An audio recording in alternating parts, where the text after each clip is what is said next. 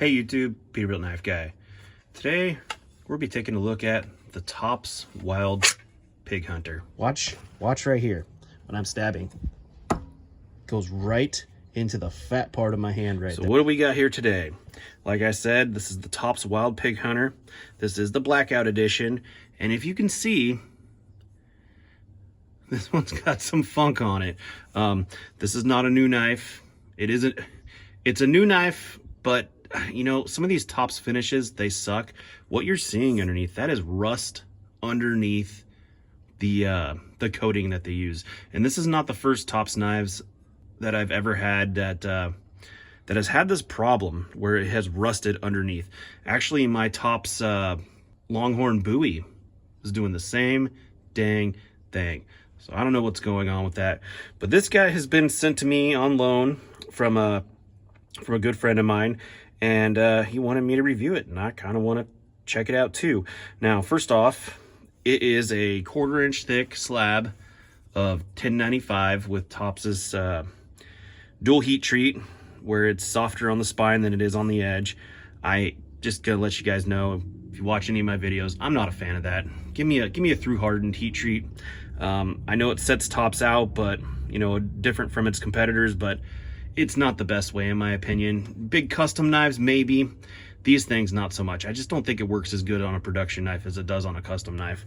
That's just my opinion. But what we got here is a long stabby blade. Now, we are looking at, from the front of your scales there, 8 inches on the dot. And it's a relatively thin blade. We're looking at just about 1 5/8 inches on the thickness here, but look at that freaking point. Now, isn't that a stabby point? And, you know, surprisingly, it's a quite robust point. It doesn't look like it would be, but it is a pretty robust point. You got this real kind of milled out fuller thing going on here for weight reduction, and just probably help out with the stabbiness, to be honest with you. G10 scales with red or orange liners. I can't tell, it's hard to tell, but you can see, look how screwed up that is. Has anybody else had a Tops knife that did this? I've had 2 of them, or I own one, and here's the second one. Being a wild pig hunter, it is basically, this knife is designed for one thing: stabbing. The whole point of having this knife is to stab. It is pretty well balanced, actually. I imagine this knife would be a good throwing knife too if you were into something like that. I'm not. As for comfort in the handle, if you just hold it straight up like a regular grip, yeah, it's all right. It's kind of got a little Rocky Mountain tread going on there. But I'm gonna tell you one thing that I freaking figured out real quickly with this. For a knife that's meant for stabbing, these stupid wing guard things are super, super uncomfortable. And I think Tops could have mitigated that by making the G10 go out all the way to where you had a full, you know, there was no metal sharp pieces. Because for a knife that's stabbing, that's stabby, and it could just be my fat hands. See where that wants to dig into? In either grip, it wants to do that when I hold it. Even if I hold it fingers in the groove, it still wants to jab me. So if you're thrusting on something, that's gonna go right into me. We're gonna test on that here in a little bit. But to the knife, I think I did the blade length. I did. Let's do overall. We're looking at about 13 inches overall. You know, for what it is, not a bad knife. Sharpness was on point. I did strop it, but it's stupid sharp, actually. Like I said, this is a brand new knife. It just not brand new looks. It's so freaking terrible. And like I said, it's the blackout edition. Very cool. Tops, made in USA. This is a tough one. I've actually had it for a little while, and I didn't know how to review it. I'm not a stabber. I'm not a pig hunter. I'm a big chopper guy, so we're gonna chop with it. You do got a nice little sharpening choil right here, which is nice, but the thing that ruins this knife for me the most is these damn wing guards. They need to radius these or thicken them up or something. That's just not good for me. But anyways, let's go test this thing out and see what it's all about. So here we are at the stump of truth. As you can see, I love big chopper knives. I'm gonna have a hard time with this guy, but let's put a couple stabs into this piece of wood and see how she does. Oh man, I can tell you right now. Oh, you can't even see that. Watch right here. When I'm stabbing, it goes right into the fat part of my hand right there. That is super, super uncomfortable. Oh, terrible. If you're gonna use this with gloves, maybe, but man, I don't know. Let's see. Can I do a forward thing? Let's see here. Down. Let's do some stabbies. Yeah, same thing. That is just painful.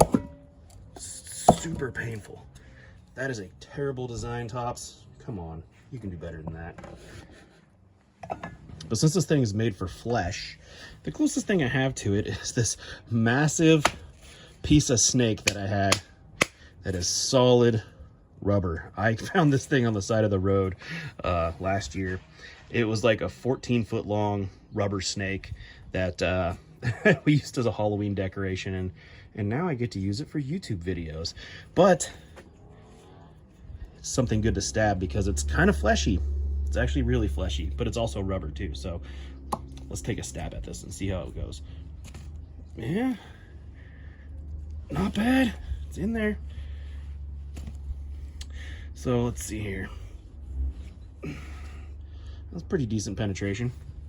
Yeah, not the best though. It's just rubber. Let's do something that I'm more comfortable with. Let's do some chopping. See if this thing can even chop at all. You know, surprisingly, doesn't do too bad.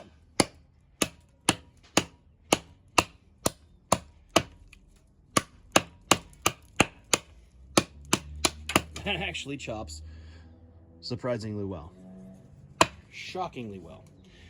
All right, so it'll chop. Let's chop this. Let's shorten my Bam Bam stick just a tad. See how this works.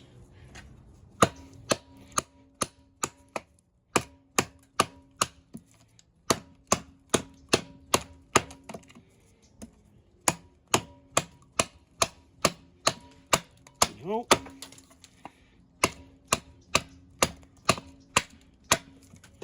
For being a pig hunter, it actually does quite well chopping. That right there surprises me. But let's see how it batons. Because everybody's gonna take their Tops Wild Pig Hunter and baton. Can you see? There you go. And let's see here. Actually, not bad. Not bad at all.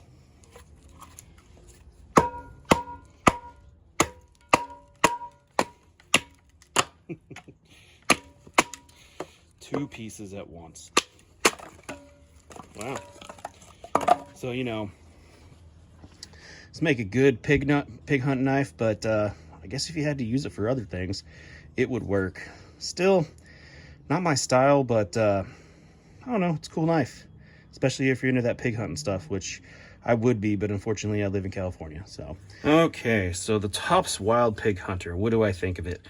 I think that, you know, it would be a good knife for what it's designed for, stabbing. Can it do some light chopping? Yes. Could it do some batoning? Yes. Do I see this as a bushcraft knife? Absolutely not. I'm still sticking true to the fact that these stupid things are absolutely atrocious. Terrible, terrible design. For any kind of stabbing, it's just going to hurt your hands. Unless you're wearing gloves, that is a very brutal stop to your hands, because your hand does want to slide on this thing, especially if you're trying to jam it in. I mean, you need these guards on there, but these guards need to be rethinked. This is, I can't be the only one with this problem. But yeah, I mean, if you're into something like this, cool knife, not my style. Don't know how to review it, to be honest with you. Did my best. Thanks for watching.